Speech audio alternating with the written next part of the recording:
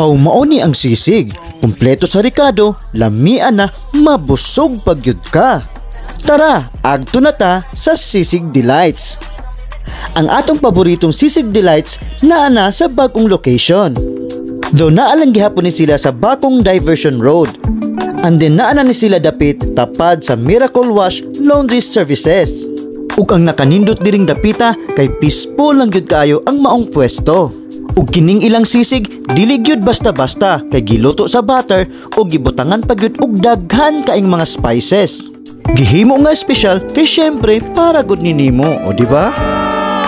And then gibutangan usab og seasonings pang padagdag lasa.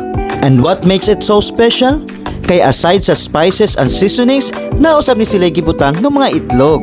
And then i-mix-mix lang nila until all flavors are well combined. And then ang servings di ay nila ani kay nakay option. Kung ganahan ka og sisig with rice for only 79 pesos. Kung ganahan po ka og sisig lang, 70 pesos only. O ganahan po ka og platter which is good for 2 to 3 person. And then makita usab ninyo nga na sila gibutang nga secret sauce og chicharon na toppings.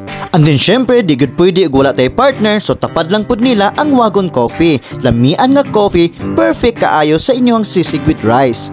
Guys, murag naglaway na gyud ko, dili na gyud ko kahulat ato na yung tilawan ang ilang sisig with rice.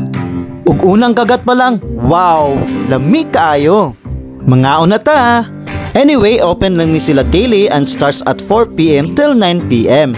And then after 9 PM, mubalhin ni sila og pwesto sa may ECE Noel Building likod sa may Why Not.